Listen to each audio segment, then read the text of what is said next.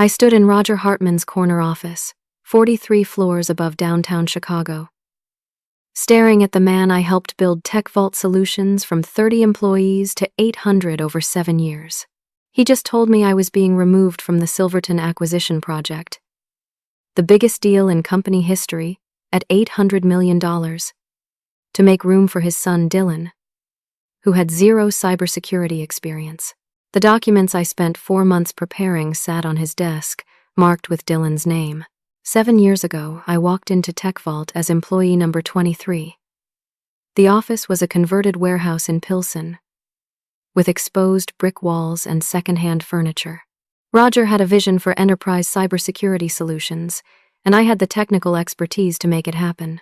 I was 27 years old, fresh from a nightmare job at a defense contractor where my ideas disappeared into bureaucratic black holes.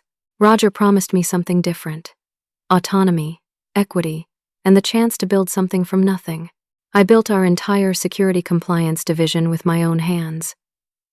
Late nights turned into early mornings. Weekends disappeared. I missed my sister's wedding because I was closing a deal with a Fortune 500 insurance company. My college friends stopped inviting me to parties. My mother worried I was working myself to death, but I had a purpose. Every system I designed, every protocol I implemented, every certification I secured, brought us closer to something real. The company grew. We hired talented engineers, aggressive salespeople, brilliant designers. We moved into a glass tower downtown. We landed clients worth $200 million in annual revenue. I became the person everyone turned to when things went wrong. Server breach at 2 a.m? Call Becky. Compliance audit in 3 days? Call Becky. Client threatening to leave over security concerns? Call Becky. Roger called me into his office regularly to thank me. He promised me a vice president title when we hit certain revenue targets. He promised equity when we closed a major acquisition. He said I was family. I believed him.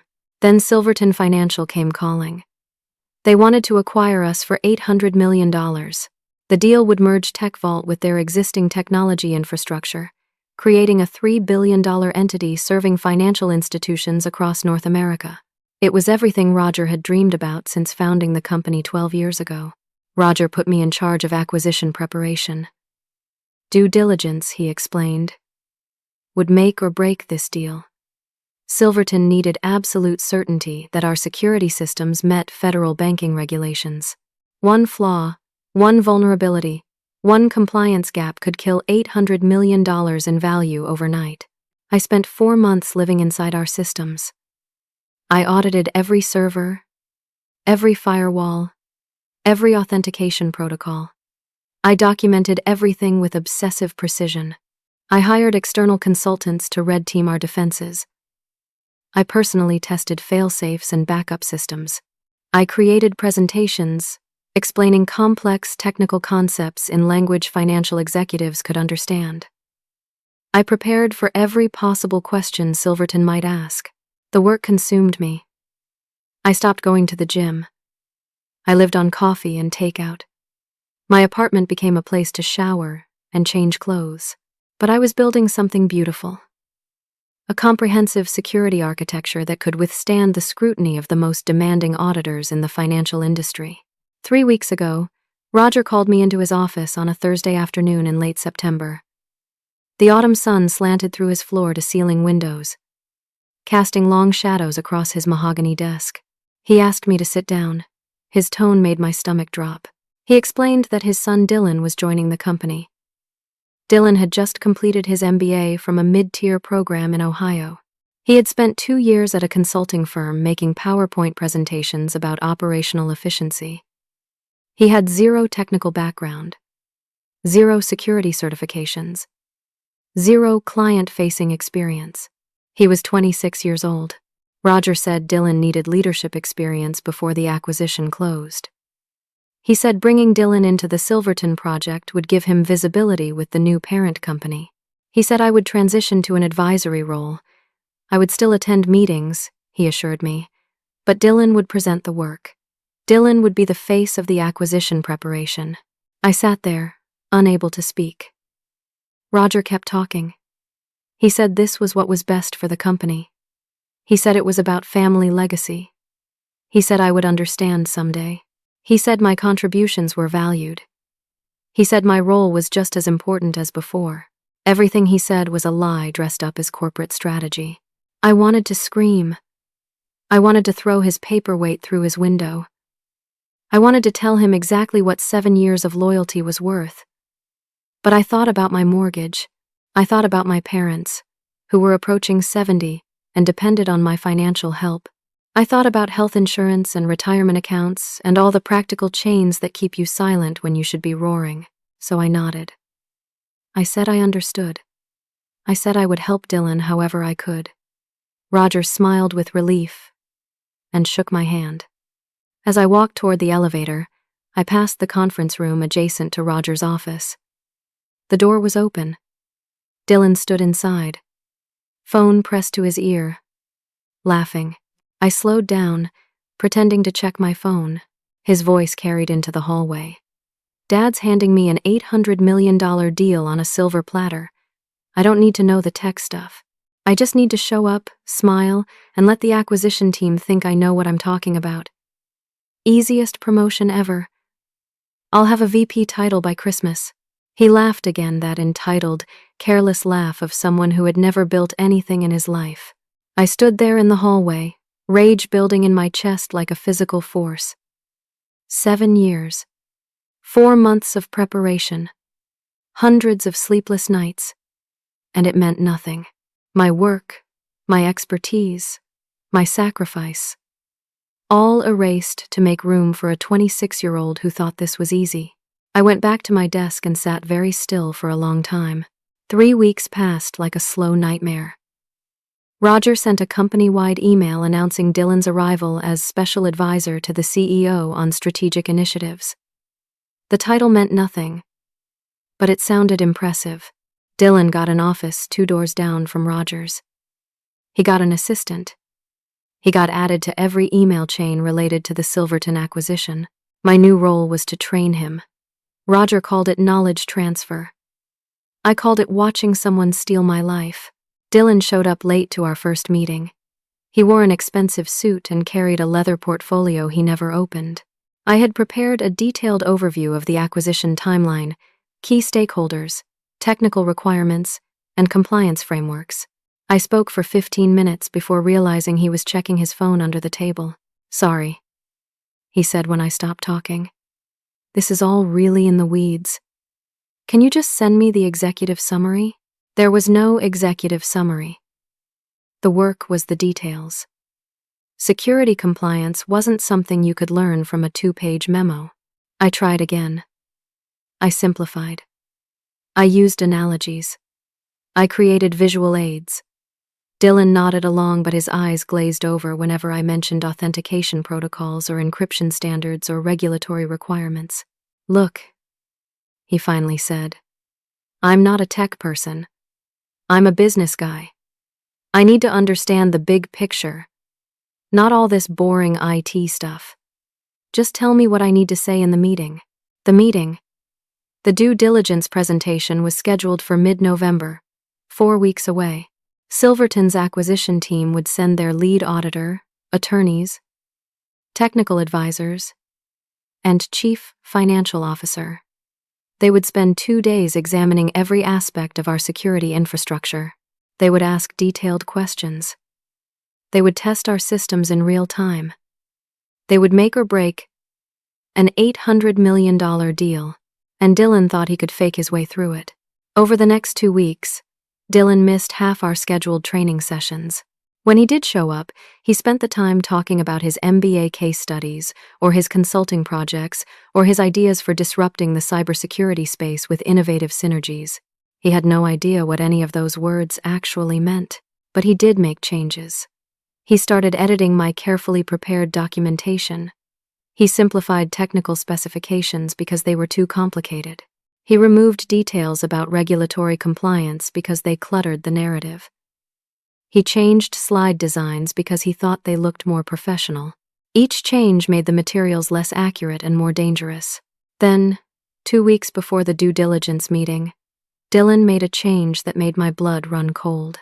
It was late on a Wednesday night. I was reviewing the updated security audit Dylan had submitted under his name to the acquisition team. The document was supposed to outline our authentication protocols, the hardware tokens that verified user identity before granting access to sensitive financial systems. I noticed something wrong immediately. Dylan had changed the authentication hardware specifications. Instead of the multi-factor hardware tokens we had been using for 3 years, tokens that met federal financial security standards, he had listed a different vendor. Secure Key Solutions. I had never heard of Secure Key Solutions. I pulled up the vendor specifications. The tokens were gray, not black like our current hardware. They were marketed as cost-effective enterprise security solutions. The certifications listed on their website were vague. The compliance documentation was thin. I spent an hour digging through technical forums and industry databases. What I found made me physically sick. Secure Key tokens were consumer-grade hardware manufactured in Shenzhen. They had been flagged by multiple security researchers for using outdated encryption protocols. They were not certified for financial institution use. Installing them in a banking environment would violate federal regulations. Any financial institution using them would face massive fines and potential SEC investigation. Dylan had replaced our compliant, secure authentication system with cheap knockoffs that would destroy the acquisition. I needed to understand why. I checked the vendor contract Dylan had signed. Secure Key Solutions would supply 2,000 tokens at $70 per unit, a total cost of $140,000. Our current vendor charged $120 per unit, for a total of $240,000. Dylan was saving the company $100,000 by installing hardware that would cost us $800 million. Then I saw the signature on the contract. The CEO of Secure Key Solutions was named Jason Pratt. I searched Jason Pratt online. His LinkedIn profile showed he graduated from the same MBA program as Dylan. Same year. His Facebook page had photos of him and Dylan at football games, bars, and golf courses. They were college roommates. I searched deeper. I found an LLC registration for Secure Key Solutions filed 4 months ago. I found a business license application listing Jason Pratt as sole owner. I found a blog post from a cybersecurity researcher warning that Secure Key tokens had 7 known security vulnerabilities. Then I found the payment records. Dylan had submitted an expense report for $50,000, categorized as acquisition consulting fees. The payment went to a company called DH Advisory Services. I searched the business registry. DH Advisory Services was a shell company registered to Dylan Hartman's home address in Lincoln Park. Dylan wasn't just incompetent. He was committing fraud. He was funneling money to his college roommate's company and paying himself a kickback, all while installing security hardware that would collapse the acquisition and expose our clients to massive data breaches. I sat at my desk until midnight, staring at the evidence on my screen. My hands were shaking. I felt like I was watching a building burn down in slow motion, and no one else could see the smoke. I had 2 choices. I could report this to Roger and hope he would believe me over his son. Or I could stay silent, let the acquisition team discover the problem themselves, and watch everything collapse. Neither option seemed survivable. The next morning, I opened my email and found a message that made everything worse. The sender was anonymous. The email address a string of random characters. The subject line was, "Be careful." The message read, "I work on Silverton's acquisition team. There are rumors about personnel changes on your side. We're concerned about continuity. Our lead auditor, Patricia Huang, is known for killing deals over compliance issues. She will examine every authentication protocol personally. She has torpedoed 4 acquisitions in the last 3 years over security flaws. Fair warning. Someone inside Silverton was trying to help me. But the message was clear. Patricia Huang would find Dylan's cheap tokens. She would fail our security audit. She would kill the deal. I had 1 week to decide what to do. I decided to confront Dylan privately first. Maybe he didn't understand the implications. Maybe his college roommate had lied to him about the token specifications. Maybe I could convince him to quietly reverse the vendor change before anyone else noticed. I was wrong. Friday afternoon, I scheduled a meeting with Dylan in a small conference room on the 38th floor. I brought my laptop and a folder full of printed documentation. Dylan showed up 20 minutes late, carrying a coffee and looking annoyed. "Make it quick," he said. "I have dinner plans." I opened my laptop and pulled up the secure key contract. I explained calmly that the gray tokens were not compliant with federal banking regulations. I showed him the security vulnerabilities documented by independent researchers. I explained that Patricia Huang would catch this immediately and kill the acquisition. I offered him a way out. We could blame it on a miscommunication. We could say the vendor sent the wrong specifications. We could quietly switch back to our original hardware supplier. I would help him fix the documentation. No one would know he made a mistake. Dylan stared at me for a long moment. Then he laughed. "You're trying to sabotage me," he said. "You can't handle that I'm leading this project now, so you're making up problems." I showed him the technical reports. I showed him the regulatory citations. I explained in the simplest possible terms that his vendor choice would destroy $800 million. His expression changed from amusement to anger. "You need to understand something," Dylan said, leaning forward. "You're already on thin ice. My father removed you from this project because you're a control freak who can't delegate. You hover. You micromanage. You make people feel incompetent. That's why you're in an advisory role now. That's why I'm leading. Dylan, this isn't about roles. This is about compliance violations that will kill the deal." "My father already approved the vendor change," Dylan said. I showed him the cost savings. He thought it was brilliant. My stomach dropped. Roger knew about SecureKey. But did he know about the compliance issues? Does your father know the tokens aren't certified for financial institution use? He knows they meet industry standards, Dylan said. That's good enough. They don't meet banking standards. There's a difference. Dylan stood up. This conversation is over. You're out of line questioning my decisions. My father trusts me. The board trusts me. You're just a jealous employee who can't handle being replaced. He walked toward the door, then turned back. Stay in your lane, Becky, or you won't have a lane at all.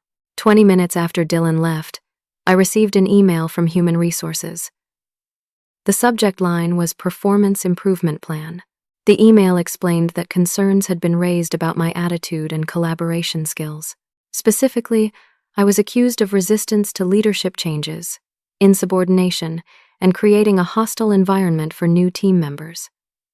I was being placed on a 30-day performance improvement plan. I would meet with HR weekly to discuss my progress. Failure to improve would result in termination. Dylan was using his father's authority to push me out. I walked to the bathroom and locked myself in a stall. I wanted to cry, but the tears wouldn't come. I just felt hollow and furious and trapped. That night, I sat in my apartment drinking wine and staring at my phone. I thought about calling a lawyer. I thought about going to the board. I thought about sending an anonymous tip to Silverton's acquisition team, but every path led to the same place. Unemployed, broke, blacklisted. I was about to give up when my phone buzzed with a new email. Another anonymous message. I'm the person who warned you about Patricia Huang. I can't give you details about who I am, but I work on Silverton's due diligence team. I've been in this business for 15 years. I've seen good companies destroyed by nepotism and bad judgment. Your company deserves better. The due diligence meeting is scheduled for November 14th at 9 in the morning. Patricia will test your authentication systems in real time. If she finds non-compliant hardware, she will terminate the acquisition immediately. I'm telling you this because someone needs to stop what's happening. Be ready. November 14th. That was 1 week away. I spent the weekend barely sleeping. I couldn't eat. I couldn't focus. My best friend Sarah came over on Sunday and found me sitting on the floor, surrounded by printed documents. You need to walk away, Sarah said. Find a new job. This company doesn't deserve you. 800 people work here, I said. If this acquisition fails, half of them lose their jobs. Our clients lose their security infrastructure. Dylan's fraud gets buried and he does this again somewhere else. That's not your responsibility, Sarah said. You tried to fix it. Dylan shut you down. Roger chose his son over you. You don't owe them anything.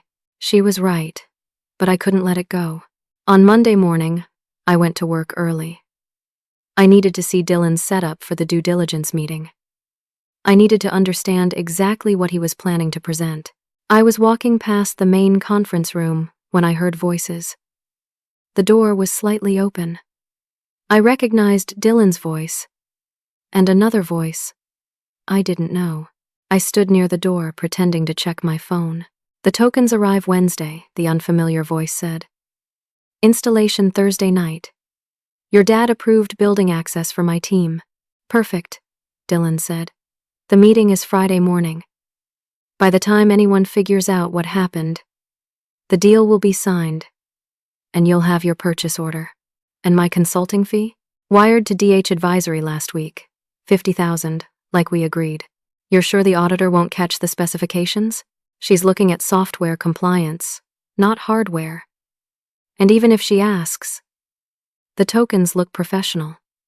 No one's going to test them during the presentation. The other person laughed. Your dad has no idea, does he? My dad thinks I'm a genius for saving the company money. He doesn't understand the technical details. No one does except that bitter witch Becky, and she's on her way out. I stood there, frozen. Dylan wasn't just installing the wrong hardware. He was doing it the night before the meeting. After hours, with his roommate's installation team. He was planning to swap out our compliant hardware without anyone knowing. And he thought Patricia Huang wouldn't test the actual physical tokens. He was catastrophically wrong. I walked back to my desk. My hands were shaking so hard I could barely type. I sent an email to Marcus, our senior engineer. Marcus had worked with me since the beginning. He was honest, loyal, and brilliant. The email said, "Coffee? Urgent." 30 minutes later, Marcus and I sat in a coffee shop 3 blocks from the office. I showed him everything. The vendor contracts, the security vulnerabilities, the payment records, the anonymous warnings, Dylan's installation plan. Marcus went pale. This will destroy the company. I know. We have to tell Roger. Dylan already told Roger about the vendor change. Roger approved it because he thinks it's a cost savings. He doesn't understand the compliance issues. And Dylan will say I'm lying because I'm bitter about my demotion. So what do we do? I need your help, I said. I need access to the conference room Thursday night. I need to see what Dylan installs. I need evidence. Marcus hesitated. If Dylan finds out I'm helping you, he'll fire me. My wife works here too. We can't both lose our jobs. I know, I said. I'm not asking you to take that risk. I just need you to tell me what you see. That's all. Marcus looked down at his coffee for a long time. Then he nodded. Thursday night, Marcus sent me a text. Dylan's team is here, installing gray tokens in the demo environment. They're replacing the authentication hardware in the primary access system. They'll test it tomorrow morning before the meeting. Friday was the due diligence meeting. Dylan was going to present a security system built on fraudulent hardware. Patricia Huang was going to test it. And the entire acquisition was going to explode in front of everyone. I had 12 hours to decide what to do. Thursday night I couldn't sleep. I lay in bed staring at the ceiling, running through scenarios. Every option seemed impossible. If I did nothing, Dylan's fraud would be exposed during the meeting, but only after Silverton's team wasted time and resources on a failed acquisition. TechVault's reputation would be destroyed. Roger would claim ignorance. Dylan might face consequences, but hundreds of employees would lose their jobs in the aftermath. If I tried to stop Dylan before the meeting, he would claim I was sabotaging him. Roger would believe his son. I would be fired immediately. The gray tokens would still be installed. The meeting would still happen. Nothing would change except I would be gone. The only option left was the most dangerous. Expose everything during the meeting itself. In front of Silverton's team. With witnesses who couldn't be silenced. But that meant letting Dylan start his presentation. It meant watching him lie to some of the most powerful people in finance. It meant waiting for exactly the right moment to act. And it meant my career at TechVault was over no matter what happened. At 3 a.m, I made my decision. I got out of bed and opened my laptop. I spent the next 4 hours building 2 presentations. The first was a summary of what Dylan should have presented. Our actual security architecture, compliant and tested. The second was a complete exposure of his fraud. The vendor contracts, the payment records, the security vulnerabilities, the compliance violations. Everything. I loaded both presentations onto a secure external drive. I packed my laptop bag. I picked out my best suit, the charcoal gray one I wore to important client meetings. If I was going to end my career, I was going to do it professionally. At 6 a.m, I drove to the office. The parking garage was nearly empty. The sky was dark gray, threatening rain. I rode the elevator to the 43rd floor, where the main conference room overlooked the city. Building security stopped me at the elevator bank. My badge access had been restricted as part of the performance improvement plan. I wasn't authorized to be on executive floors before 8 a.m. I left my phone charger in the conference room yesterday. I lied. I just need to grab it real quick. The security guard hesitated. I'll need to call your supervisor. My supervisor is Roger Hartman. He's not in yet. Look, I have a meeting with a client in an hour, and I need my charger. Please. 5 minutes. The guard sighed and waved me through. I walked down the empty hallway to the main conference room. The door was unlocked. Inside, the space was set up for the meeting. Chairs arranged around a massive table. Projection screen lowered. Coffee station prepared. Dylan's laptop sat at the head of the table, already connected to the projector.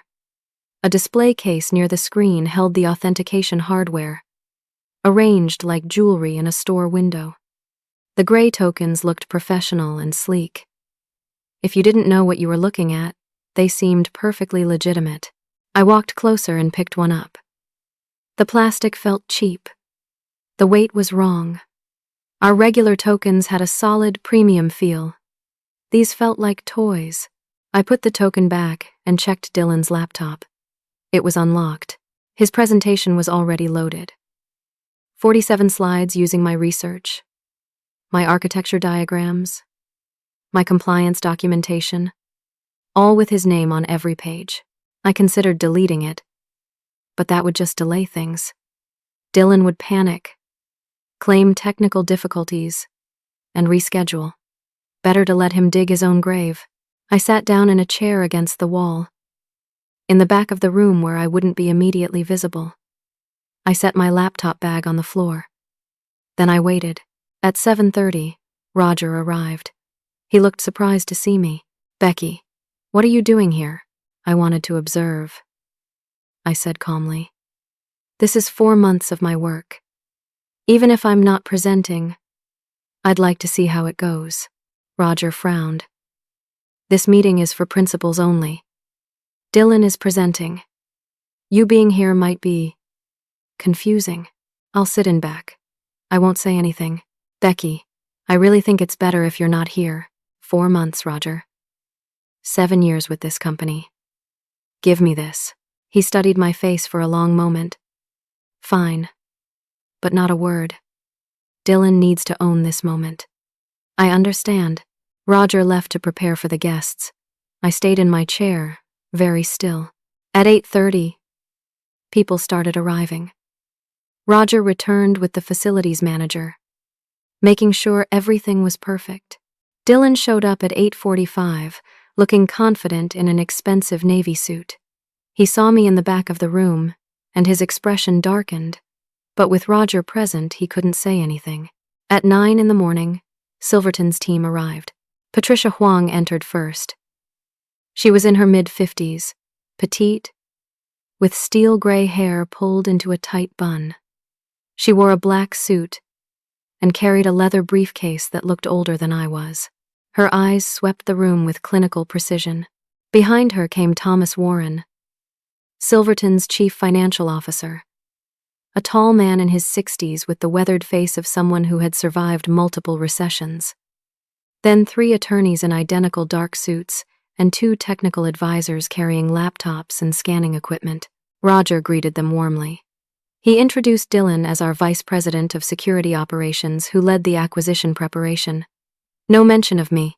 No acknowledgement of the 4 months I spent building everything Dylan was about to claim as his own work. Dylan started his presentation. For the first 20 minutes, he read from my slides almost verbatim. He explained our client base, our security architecture, our compliance certifications. He sounded confident because he was reading words I had written, concepts I had explained to him a dozen times. Patricia Huang took notes. Thomas Warren asked clarifying questions. The attorneys whispered to each other. Everything seemed normal. Then Patricia raised her hand. "Let's talk about authentication protocols," she said. "You mentioned multi-factor hardware tokens. Can you walk me through the technical specifications?" Dylan smiled. "Absolutely. We use state-of-the-art hardware tokens that provide bank-grade encryption and multi-factor authentication. They're fully compliant with federal financial security standards." "Which standards specifically?" Patricia asked. Dylan hesitated for just a moment. "All relevant standards for financial institutions. Can you be more specific? FFIEC guidelines? GLBA requirements? What certification level?" Dylan glanced at his notes. "Level 4. Compliance. The highest available." Patricia's expression didn't change, but I saw Thomas Warren glance at her. "And the vendor?" Patricia asked. "Secure Key Solutions," Dylan said. "An innovative company providing cost-effective enterprise security." "I'm not familiar with them," Patricia said. "How long have they been in business?" "Several years. They have an excellent reputation. Can I see the actual hardware?" Dylan gestured to the display case. "Of course, right here." Patricia stood and walked to the case. She picked up one of the gray tokens, turning it over in her hands. She examined the label. She pressed the activation button and watched the security code cycle through. "These are secure key tokens?" she asked. "Yes," Dylan said. Patricia opened her briefcase and pulled out a small electronic device about the size of a smartphone. She held it near the token and pressed a button. The device beeped softly and displayed information on its screen. Patricia's face went very still. She looked at Thomas Warren. He stood and walked over to her. She showed him the screen. His jaw tightened. "Mr. Hartman," Thomas said, looking at Roger. "Could we have a moment?" Roger looked confused. "Is there a problem?" Patricia held up the gray token. "This is not a level 4 certified device.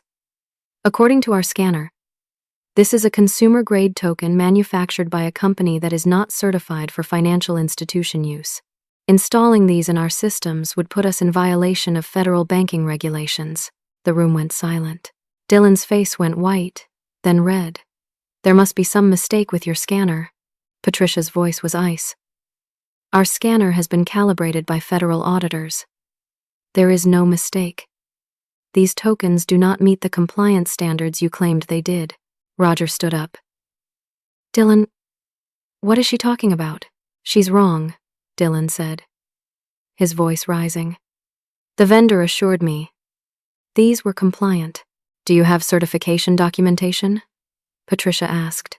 "Yes, in the files. Show me." Dylan fumbled with his laptop, clicking through folders. His hands were shaking. I stood up from my chair in the back of the room. Everyone turned to look at me. "Dylan won't find the certification documentation," I said. "Because it doesn't exist." Roger stared at me. "Becky, what are you doing?" I walked forward, pulling my laptop out of my bag. "I'm stopping a fraud." Dylan's face went purple. "You're not authorized to be in this meeting." I ignored him. I walked to the presentation screen, unplugged Dylan's laptop, and plugged in mine.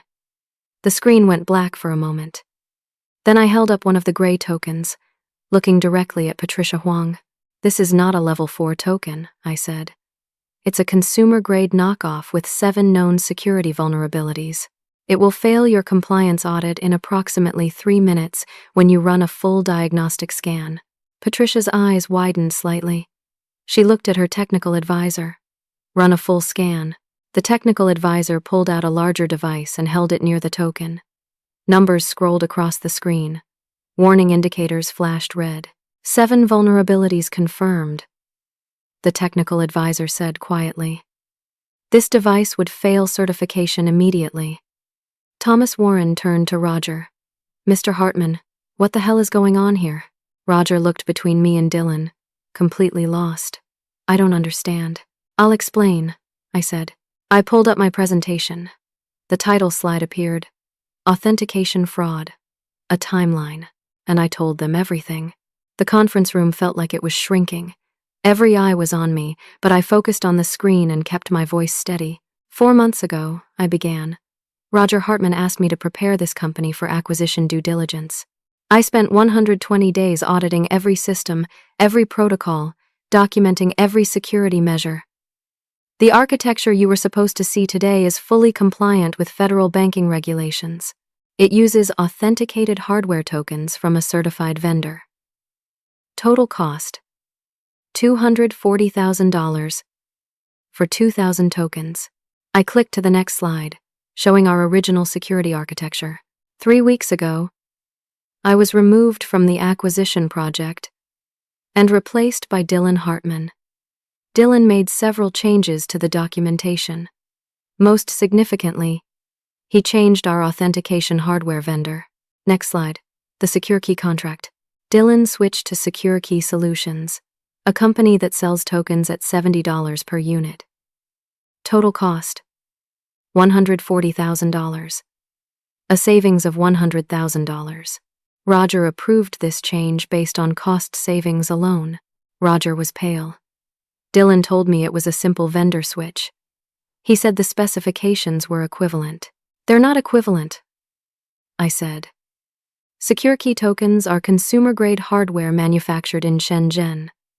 They use outdated encryption protocols. They have never been certified for financial institution use. Installing them would violate federal banking regulations and expose Silverton to massive liability.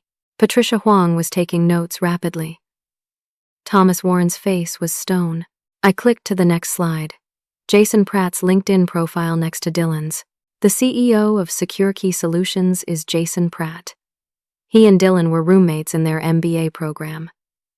Secure Key Solutions was registered as an LLC 4 months ago. Shortly after Dylan knew he would be joining TechVault, Dylan stood up. "This is insane. Becky is trying to sabotage me because she couldn't handle being demoted. She's making up conspiracies." "Sit down," Thomas Warren said. His voice cut through the room like a blade. Dylan sat. I clicked to the next slide. Payment records. 2 weeks ago, Dylan submitted an expense report for $50,000, categorized as acquisition consulting fees. The payment went to a company called DH Advisory Services. DH Advisory is a shell company registered to Dylan's home address in Lincoln Park. The room erupted. One of the attorneys swore under his breath. Patricia was already photographing my screen with her phone.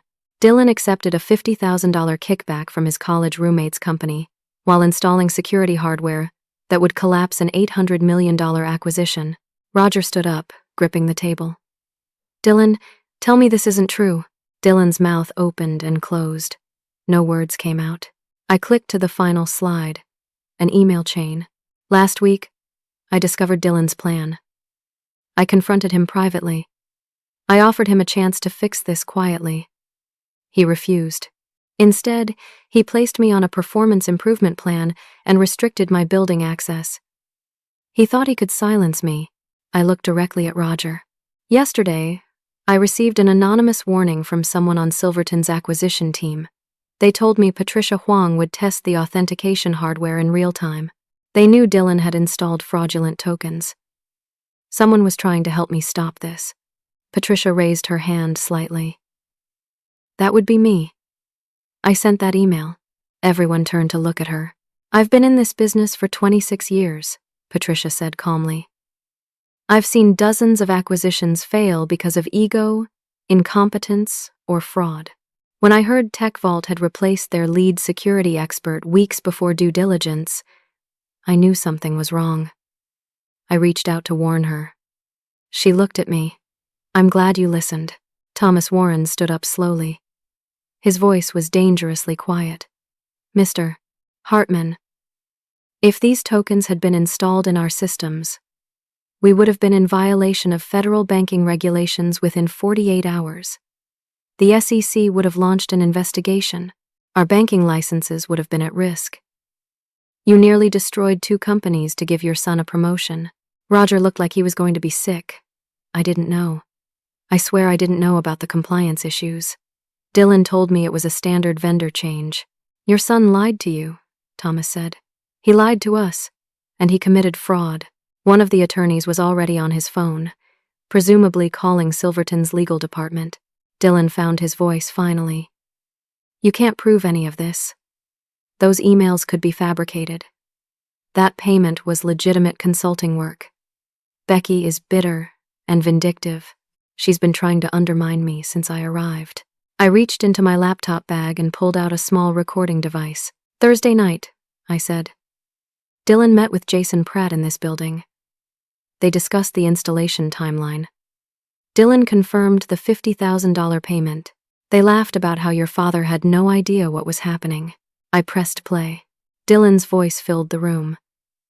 My dad thinks I'm a genius for saving the company money. He doesn't understand the technical details. No one does except that bitter witch Becky, and she's on her way out. The recording was clear, damning, irrefutable. Roger closed his eyes. When he opened them, they were wet. Get out, he said to Dylan. Get out of this building. You're suspended, pending investigation. Don't come back. Dylan stood there, frozen. Dad, get out. Dylan grabbed his jacket and ran from the room. The silence that followed was suffocating. Thomas Warren looked at me.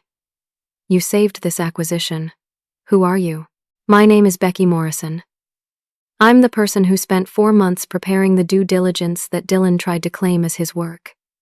I built the security compliance division at TechVault 7 years ago. I've been employee number 23 since this company had 30 people. Patricia smiled slightly.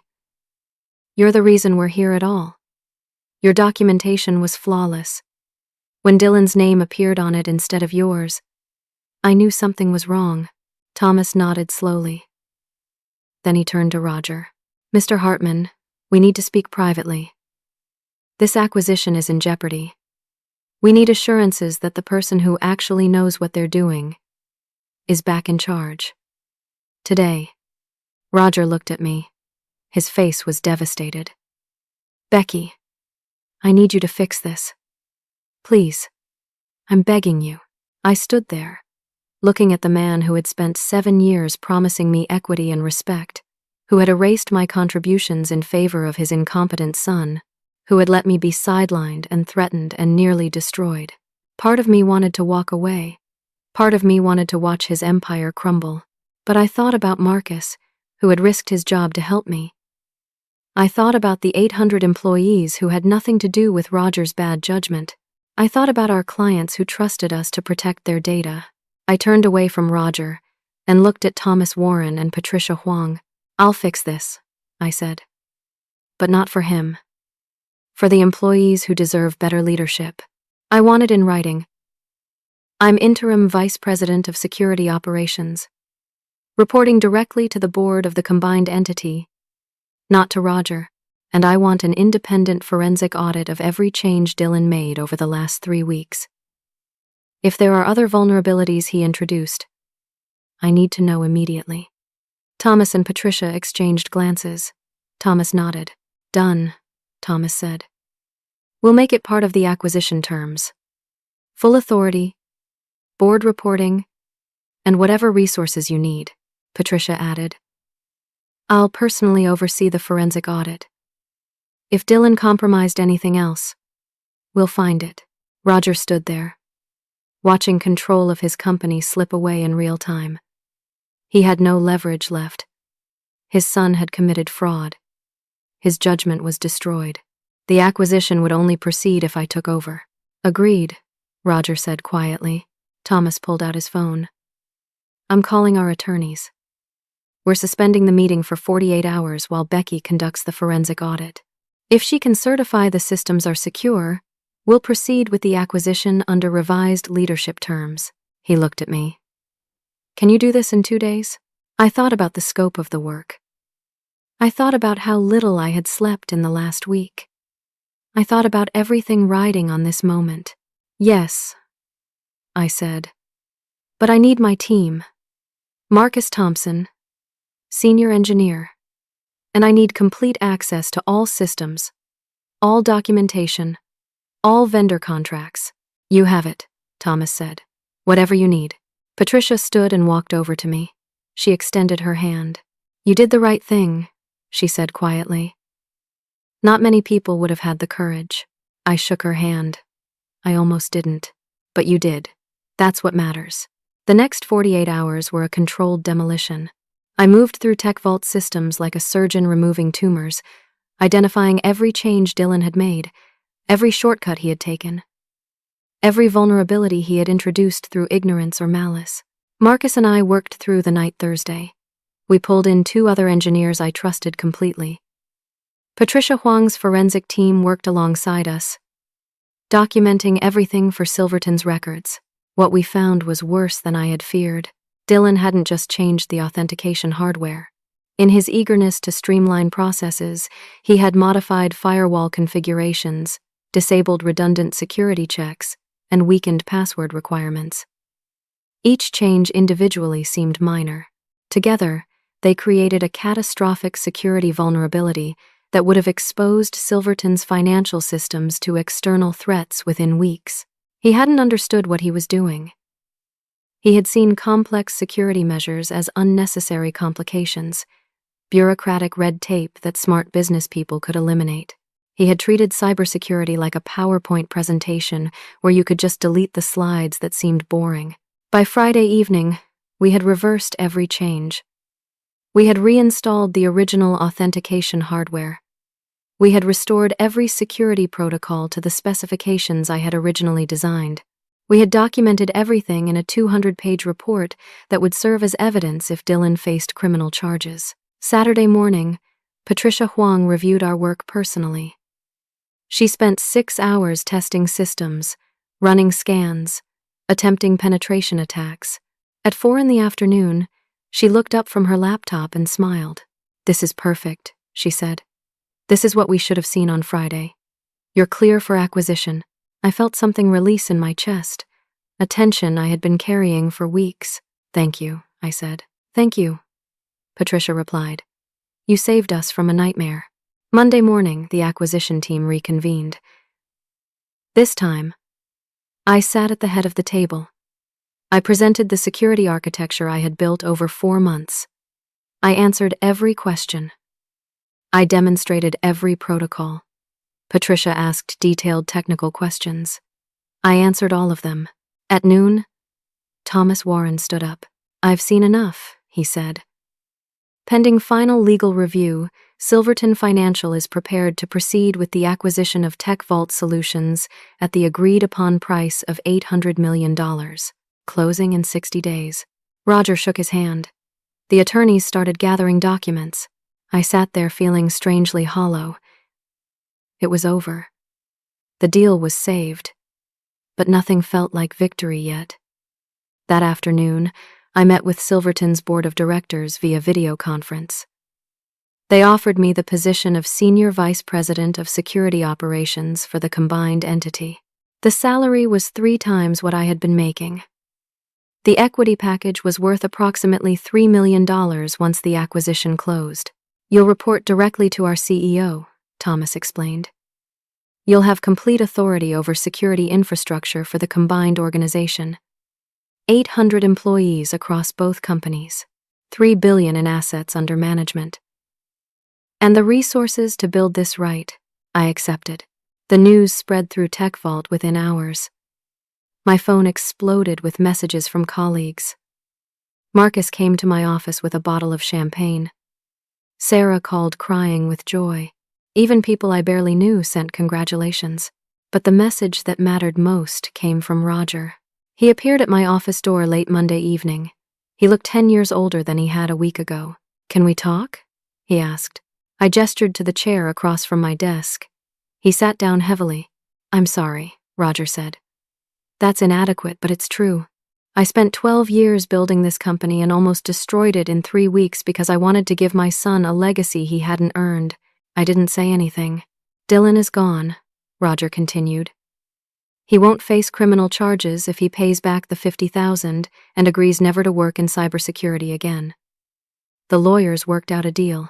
But he's banned from this building, from any involvement with TechVault or Silverton." "And you?" I asked. "I'm stepping down as CEO as part of the acquisition terms. Silverton is bringing in new leadership. I'll stay on the board as an advisor, but I'll have no operational authority." He looked down at his hands. "You deserved better from me," he said. "You deserved the promotion, the equity, the recognition. Instead, I erased you to make room for someone who almost destroyed everything we built. I have to live with that." "Yes," I said. "You do." Roger stood to leave, then paused at the door. "For what it's worth," he said, "Dylan and I aren't speaking. He's angry that I didn't protect him. He doesn't understand that I can't protect him from the consequences of his own choices. Maybe I enabled that attitude by protecting him his whole life." "Probably," I said. Roger nodded and left. I sat in my office for a long time after that, watching the sun set over Chicago. The city lights began flickering on, thousands of windows glowing in the darkness. Somewhere out there, Dylan was probably telling himself that I had sabotaged him, that he was the victim of a jealous employee. He would never understand what he had actually done, but I understood.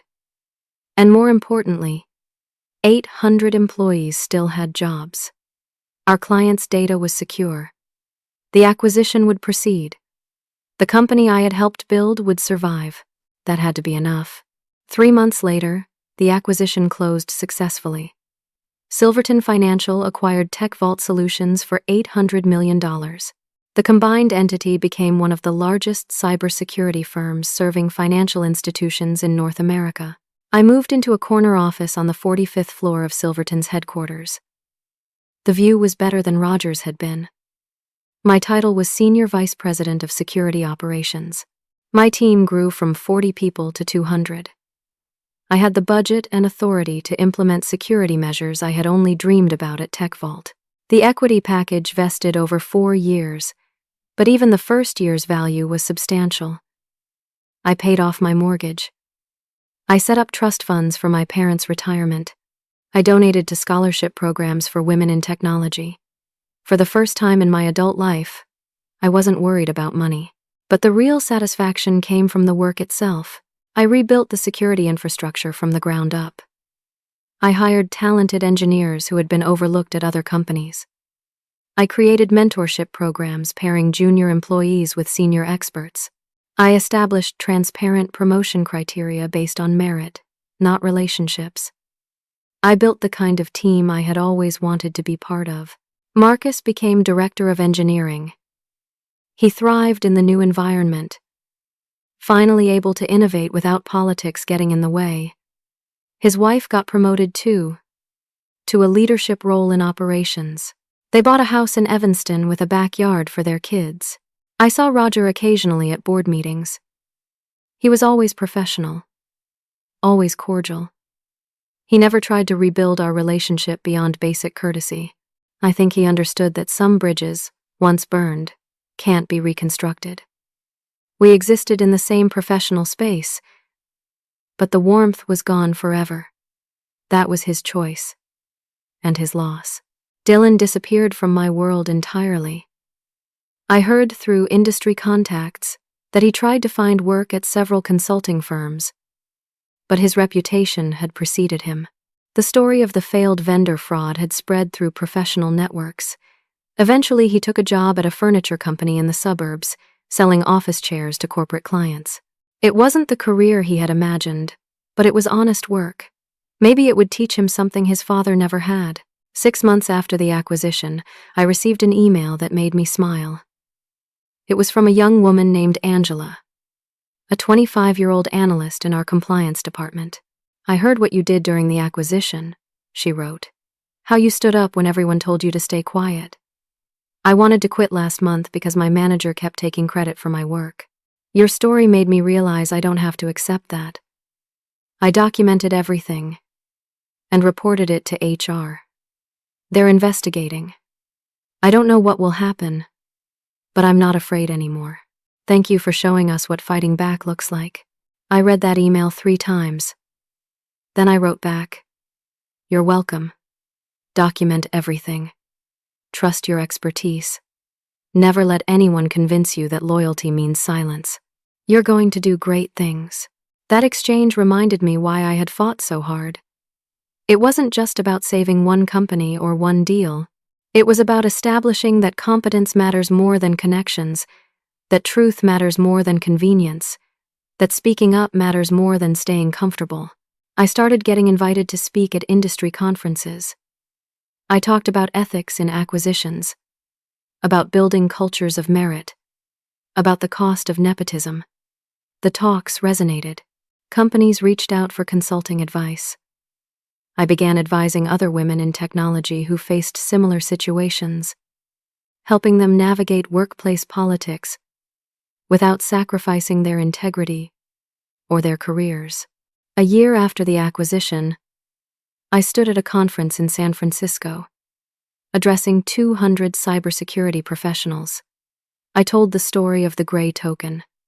I explained how close we had come to disaster. I talked about the choice I faced: stay silent and keep my job, or speak up and risk everything. "I think about that moment often," I said to the audience. Standing in that conference room, knowing my career was probably over either way. I could let Dylan present his fraudulent work and watch it collapse, or I could expose him and become the villain in Roger's story. Neither option felt like winning. I paused, looking out at the faces watching me. But I learned something important that day. Silence in the face of injustice isn't professionalism. It's complicity.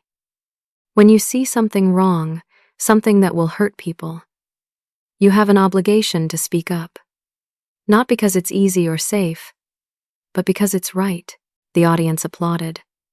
Afterward, a dozen people approached me with their own stories of workplace betrayal, of credit stolen, of contributions erased. I listened to all of them. I offered advice where I could. I connected people with resources and support networks.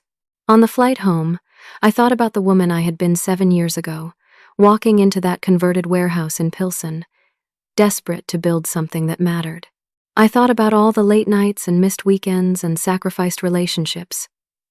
I thought about standing in Roger's office, being told I was being replaced by someone who had never earned what I had built. I wasn't bitter anymore. Bitterness required energy I didn't want to waste. Roger had made his choices. Dylan had made his.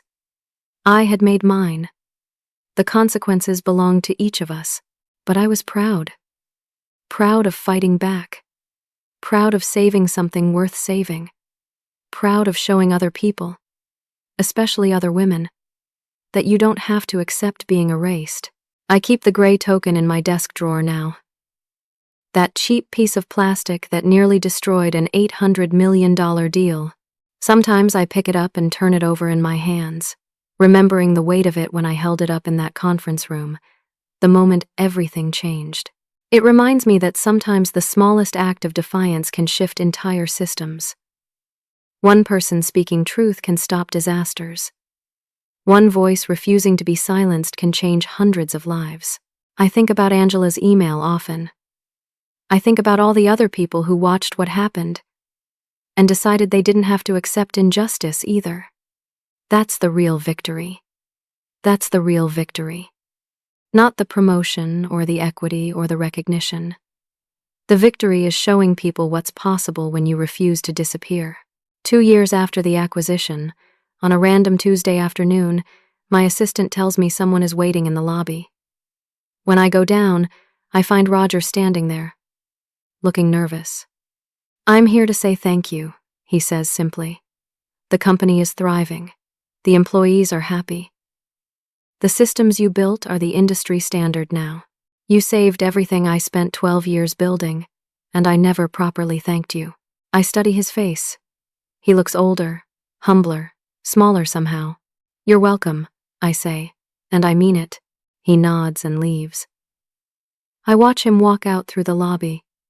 Just another person in a city of millions. No longer the powerful founder, but simply a man who made mistakes and has to live with them. I go back upstairs to my office. I have a meeting in 20 minutes with my team to discuss a new security protocol. There's a proposal on my desk for expanding our mentorship program. Angela emailed this morning with news that she got promoted to senior analyst. The work continues. The work always continues. But now it's work that matters. Done by people who earned their positions. In systems built on merit and truth. I open my desk drawer and look at the gray token one more time. Then I close the drawer and turn to my computer. There's still so much to build. Now, I want to ask you something. Have you ever been in a situation where someone tried to take credit for your work? Did you speak up? Or did you stay silent? How did you handle it? And what would you do differently now? Leave a comment below and share your story. Your experience might help someone else find the courage to act. If this story resonated with you, please hit the like button. Subscribe to hear more stories about standing up for yourself in the workplace. And share this with someone who needs to hear that their work matters and their voice deserves to be heard. Thank you for listening. Remember, your contributions have value. Your expertise matters. And you never have to let anyone erase what you've built. Stand up for yourself. Document your work. And never let anyone convince you that silence is the same as professionalism. You're capable of more than you know. Keep fighting for what you've earned.